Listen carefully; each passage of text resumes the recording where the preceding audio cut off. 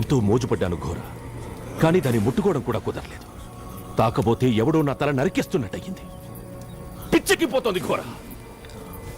ఈ చేతులతో చంపేయాలన్న కసి, గుండెల్లో ఏదో తెలియని పగ. మా ఇద్దరి మధ్యలో వస్తున్నదెవరు? నాకు సమాధానం కావాలి ఘోర.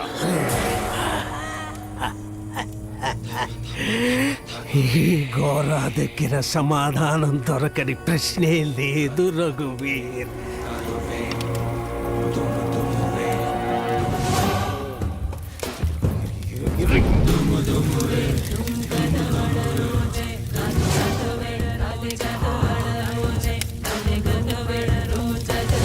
కామ ప్రేరణ ఈనాటిది కాదు, 4 శతాబ్దాల నాటి తీరని వాంఛ.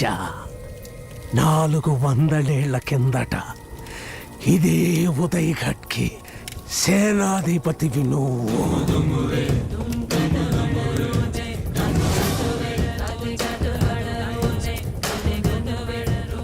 ఇదే నీ గత జన్మ చరిత్ర. 400 ఏళ్ల తర్వాత మళ్ళీ పుట్టడమా? నమ్మబుద్ధి కావడం లేదు.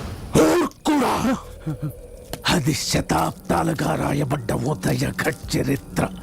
అప్పటి యువరాణి మిత్రవింద చిత్రం గుర్తుపట్టావా?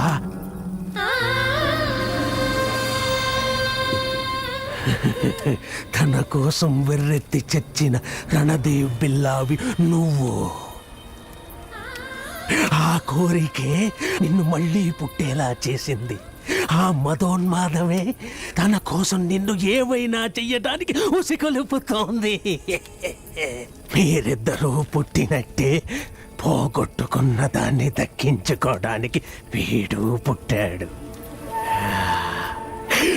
వాడు బతికొండగా నువ్వు దాన్ని ముట్టుకోలేవు.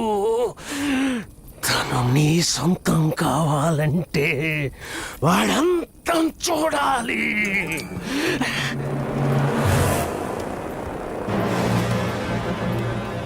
మోహన్ తెలియట్లేదు ఘోర.